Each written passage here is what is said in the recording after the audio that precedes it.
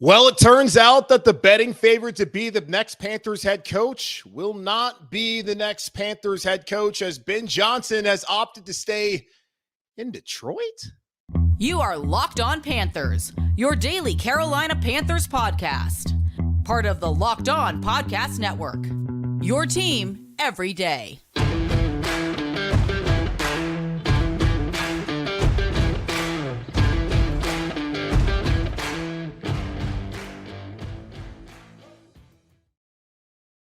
Welcome into another edition of the Locked On Panthers podcast, a part of the Locked On Podcast Network. I'm your host, as always, Julian Council, talking Carolina Panthers with you every Monday, Tuesday, Wednesday, Thursday, and Friday. Your team every day. That's what we do here on the Locked On Podcast Network. Make sure to watch our show and subscribe to our show over on our Locked On Panthers YouTube channel, where I am live here on a Tuesday night for the Wednesday episode because of the current news that came out on Tuesday about the Carolina Panthers coaching search. But if you ever miss a live episode like this one, it's okay, because you're right now probably listening on your podcast feed. Just be sure to rate, review, and subscribe so you never miss a single edition of the Locked On Panthers podcast. And be sure to follow me, Julian Council, on Twitter at Julian Council, where every single Friday I answer weekly Friday mailbag questions right here on the show. To participate in this week's edition of the weekly Friday mailbag on Locked On Panthers, either at me or DM me on Twitter at Julian Council. Today's episode of Locked On Panthers is brought to you by Bet Online. Bet Online has you covered this season with more props, odds, and lines than ever before. Bet Online, where the game starts. So I guess Mama's home cooking wasn't enough to bring Ben Johnson back home from Detroit. News came out on Tuesday evening from NFL Network reporter Tom Pelissero that Detroit Lions OC Ben Johnson informed teams interested he's staying in Detroit. Per sources, Johnson was slated to travel Wednesday to interview with the Carolina Panthers, but he feels Detroit is building something special and wants to see it through. Should be a hot head coach name again next year.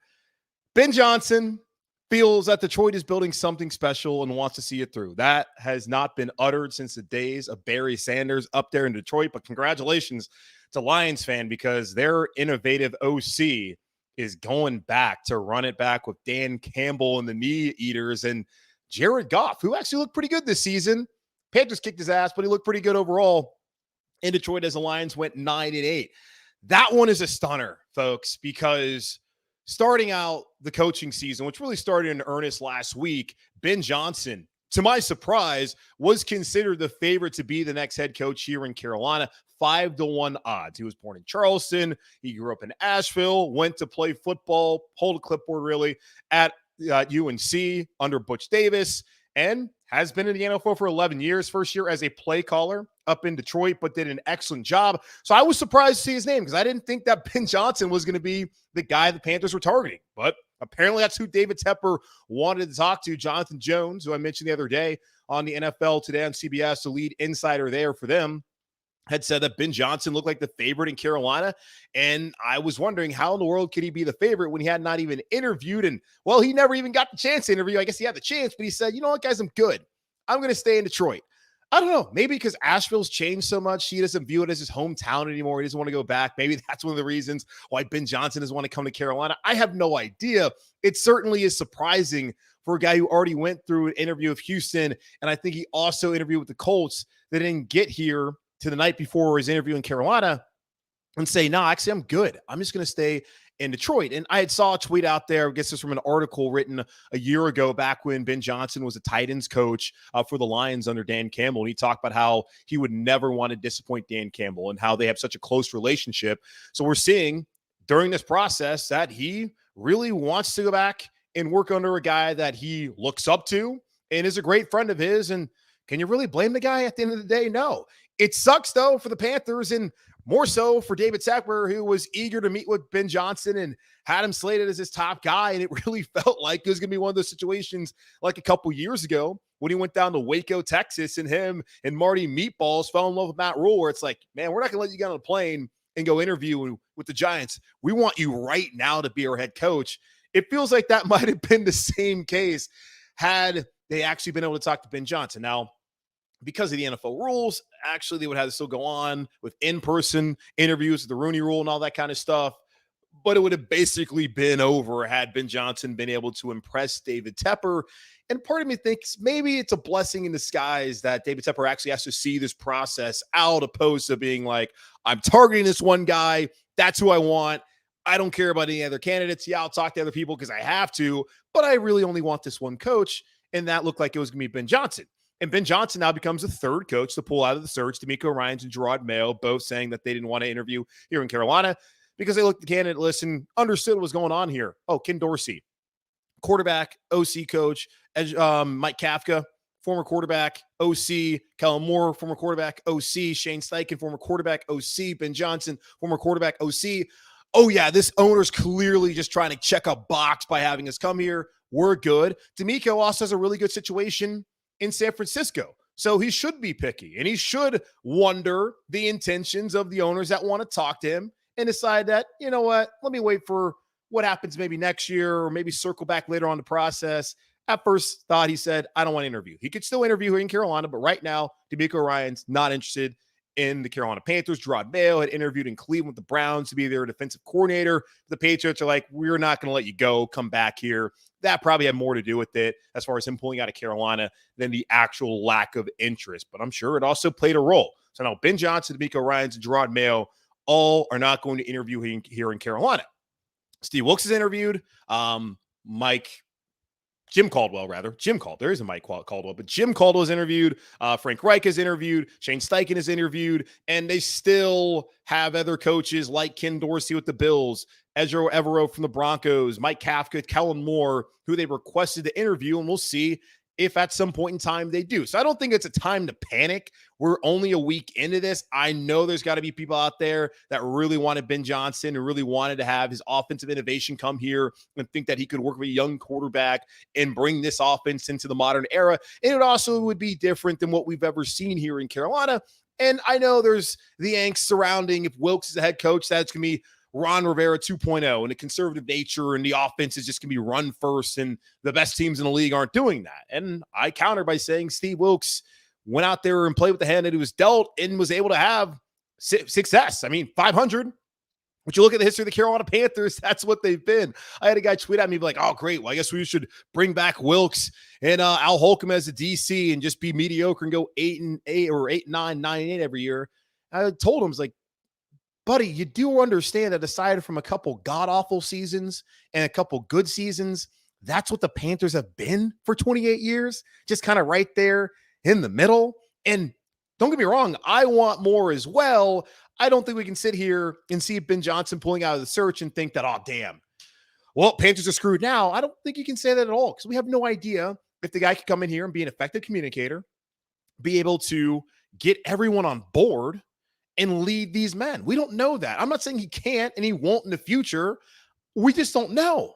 So it's unfortunate that he didn't even get in the door to talk to David Tepper and that he decided like, yeah, I'm from North Carolina, but I'm good.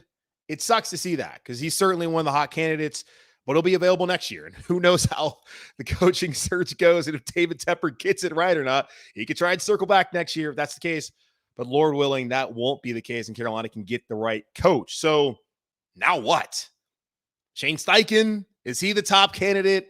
Is it Steve Wilkes in a way by default, but really in my eyes shouldn't be? Is it Sean Payton? Because there's a little bit more steam or a little bit, there's some smoke over there actually when it comes to Sean Payton. Roman Harper, not sure whether he was on the radio or a podcast, but I decided to text Roman because I saw some people on Twitter were saying, hey, Roman Harper thinks Sean Payton might come to Carolina. I had asked Roman, okay, are people misrepresenting you or is this something actually true that you said? So we'll talk about what's potentially next for the Carolina Panthers and their coaching search as, I mean, guys, we're only a week into it, but still we'll do that here in just a moment on Locked On Panthers. But before we do that, let me tell you guys again about Built Bar. Are you looking for a delicious treat but don't want all the fat? and calories, then you got to try a Built Bar. We just got through the holidays, and I know my goal this year is to eat a little healthier, which is the goal every year for people, if we're being honest, and we always fail to do it. If you're like me, where you want to eat healthier but don't want to compromise taste, then man, I've got just the thing for you. You got to try Built. With Built, healthy is actually tasty, and seriously, y'all, this is so delicious that you won't think it's good for you. Perfect for your New Year's resolution. What makes Built Bars so good, you ask? Well, for starters, they're covered in 100% real chocolate. That's right, real chocolate on every single Built Bar, and they come in unbelievable flavors like churro, peanut butter brownie, and coconut almond. I'm not sure how Built does it, but these bars taste just like a candy bar while maintaining amazing macros. And what's even better is that they're healthy for you. Only 130 calories, 4 grams of sugar, and a whopping 17 grams of protein. And now you don't have to wait around to get a box. For years, we've been talking about ordering your Built Bars at Built.com. Now you can get them at your local Walmart or at Sam's Club. That's right. Head to your nearest Walmart, walk on down to the pharmacy section, grab yourself a box of Built Bars. You can pick up a 4-bar box of cookies and cream, double chocolate, or coconut puffs. If you're closer to a Sam's Club, and of course, if you're a member, run, don't walk, and grab a 13-bar box with their hit flavors, brownie batter, and churro. You can thank me later.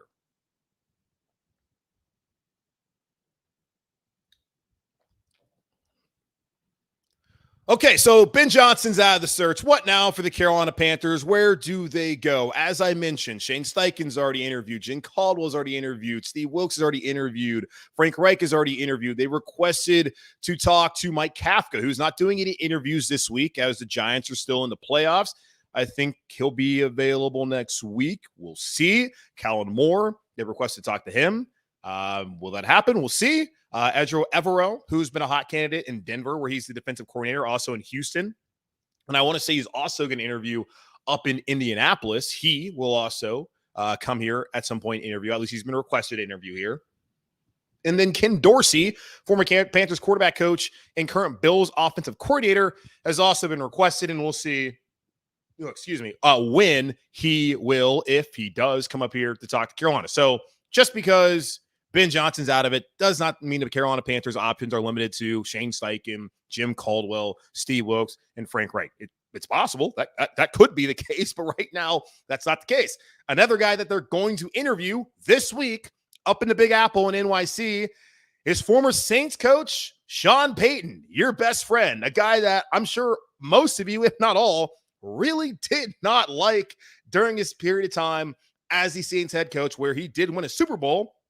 But let's not forget that for 3 straight seasons with Drew Brees, the Saints went 7-9, and they thought about firing him. Yeah, he turned around. I think he won like 4 straight divisions after that. But it's not like Sean Payton had the Saints as a Super Bowl contender each and every season. And there is that stat that no coach has won a Super Bowl in 2 different spots. And there have been coaches who've gone to a Super Bowl, one spot, and gone to another one. Andy Reid lost in Philadelphia, won in Kansas City. I think having Patrick Mahomes certainly helped. We've seen John Fox lose here in Carolina and lose in Denver in spectacular fashion at MetLife. So it's possible the coach can go have success someplace, go to another place, but never has a coach won a Super Bowl in 2 locations. Not to say that Sean Payton can't do it, just saying if he does it, he'll be making history. And I don't necessarily, like I told y'all, really believe in the idea of giving up draft capital for a coach. Coaches are important. Scheme is important. You can look at the current NFL landscape that is so offense first, and seeing the Cowboys winning, 7 of the 8 teams right now have an offensive background head coach. Mike McCarthy won a Super Bowl. Will he do in Dallas? We'll see. It's the Cowboys. They always falter in this time of the year. So again, we'll see. But either way, you're seeing that scheme is important, but the players got to make the plays, man. Jared Goff, Sean McVay can do whatever he can to scheme guys open, but if he goes out there and he does not play well, it does not really matter. So the players got to make the plays. Coach got to put in position, obviously. But I just really, when you look at trades, I'm cool with trading assets for a proven commodity, but I'm not, as far as a player goes, I don't really love the idea of giving up picks to Sean Payton, especially to a division rival. And I'm just still trying to understand why the hell the Saints would let Sean Payton go to a division rival unless they think like, whatever, Sean's best days are past him. We're really not that concerned, and he's going to want personnel control, and that might not work out in Carolina. So, yeah, go ahead. Good luck, Sean.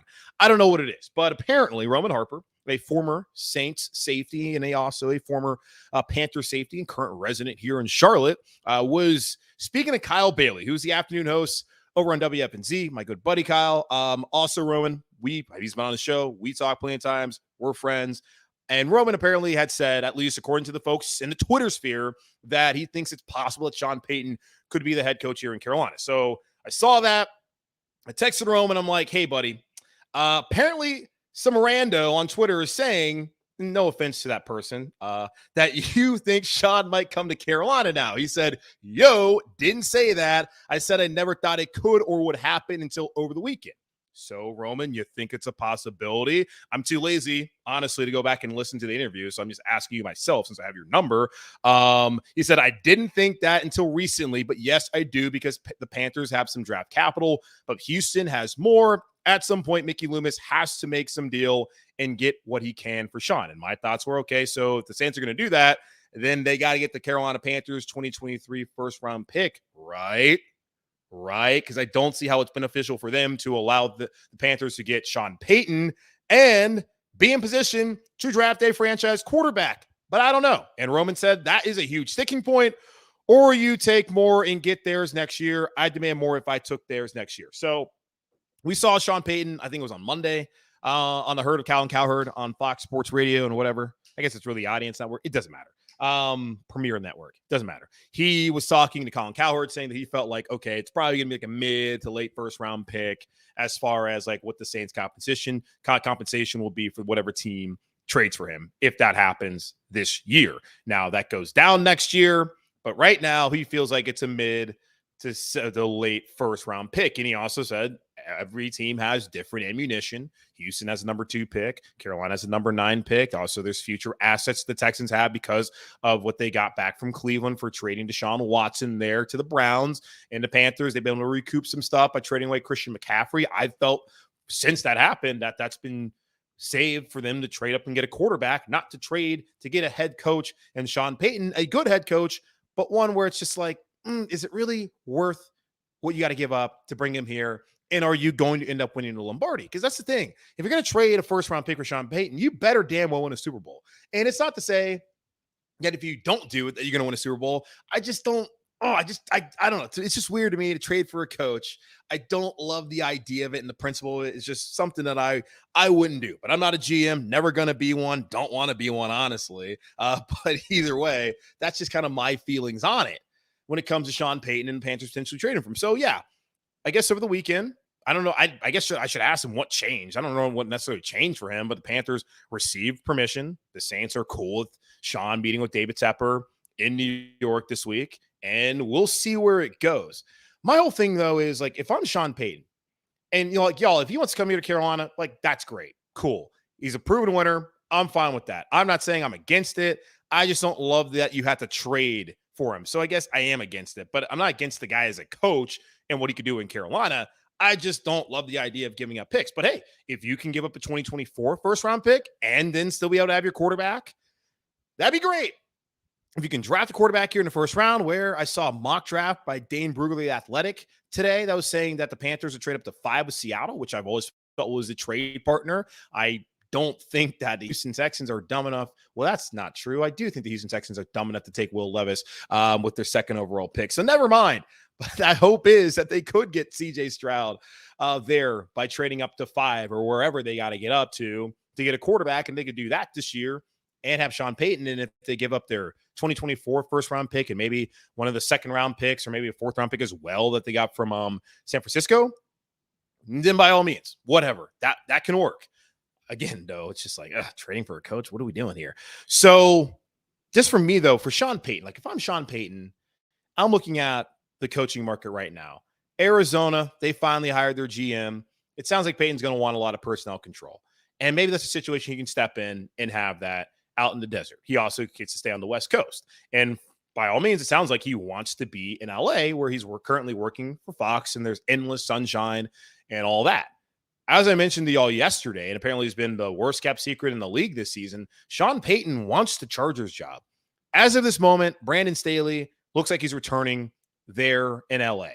I think that's fair. I know Saturday night was bad. I didn't really watch the game, but I know they were up 27-0 and somehow they lost. But also it's the Chargers, and that's kind of what they do. But 10-7 this year, 9-8 the year before.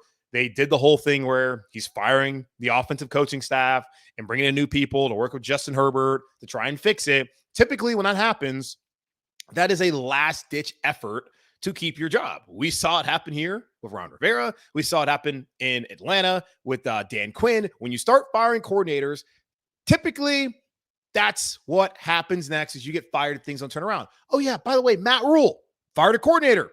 How did that work out for the next year? It didn't.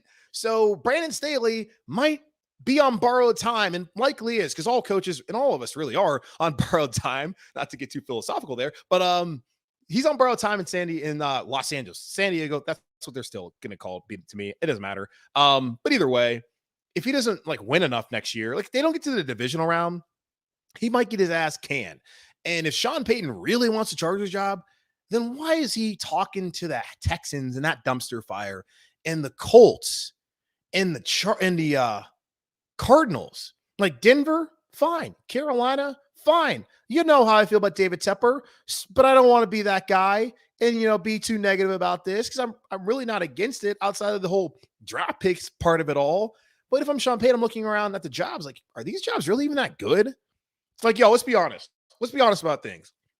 The Carolina Panthers are considered the best job in the market, and they don't even have a quarterback. And the owner has done a terrible job. That tells you everything you need to know about the jobs available right now. And I love the Panthers. So do you.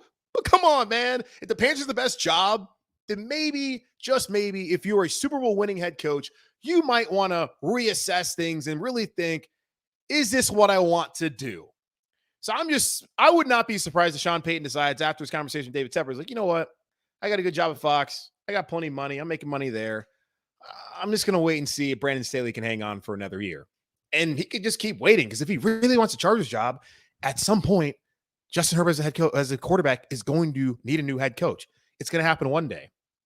It could be next year. So I don't know with Sean Payton. That's just one thing I'm thinking about. If you really want that job, why are you out here searching for other jobs? And maybe it's trying to put the onus on the Chargers to then dump Staley. But Jim Trotter, as I mentioned to y'all, who covers the league for the NFL Network and is longtime San Diego resident, been following the Chargers since they were in San Diego and now in LA for a long time. He says, knowing that ownership group, the Spanos family, does not look like Staley's going to get fired. So we'll see. So Panthers talking to Sean Payton this week. It looks like a possibility. That's one of his former players who came on this show a couple months ago and said it didn't think it was going to happen. Something changed over the weekend to where he thinks it's a possibility. So Sean Payton, let's not cross him off. Let's let the rest of the search process play out. But it certainly feels like Sean Payton could be the Carolina Panthers' next head coach. And that's not something I felt was even possible all season long, even outside of my conversation with Roman. Just thinking, why would the Saints trade him in the division? Who knows? Okay, so again, Ben Johnson pulling out of the search. What now? But also, could this possibly be the best thing for the Panthers moving forward? Because it allows David Tepper, not even allows, forces David Tepper to be a tad bit more patient. We'll talk about that here in just a moment on Locked On Panthers. Now, the betting odds at BetOnline last week were that Ben Johnson had 5-1 odds to be the next Panthers head coach. Well, would love to see what the new odds are going to be coming out tomorrow. BetOnline.net, by the way, is your number one source for sports betting info, stats, news, and analysis. Get the latest odds and trends for every professional and amateur league out there, from the NFL playoffs to the NBA, college basketball, and so much more. They've got it all at BetOnline.net. And if you love sports podcasts, which I imagine you do since you're listening to this one, you can even find those at BetOnline as well. They're always the fastest and the easiest way to get your betting info. Head to the website today or use your mobile device to learn more. BetOnline, where the game starts.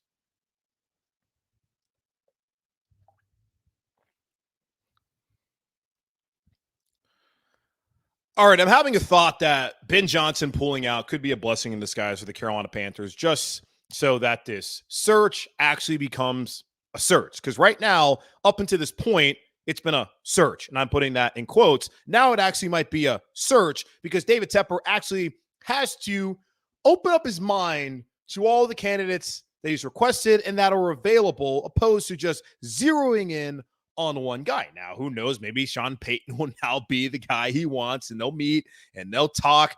Will meatballs be involved? Not quite sure. Sean Payton, I feel like, holds all the cards. David Tepper can throw him a bag. Does that mean that Sean wants to come here? It's also going to cost a lot of money as far as draft picks go and compensation. We'll see. But for me, when I talked to y'all yesterday, I was kind of like, okay, so how is a guy who's not interviewed for the job considered the favorite? And I brought up the point that with the Rooney Rule, whatever, as far as the intentions, but owners are going to do whatever they want. And David Tepper was showing you right then and there that, hey, if I like a candidate, I see what he's doing out there in Detroit. I never even talked to the dude.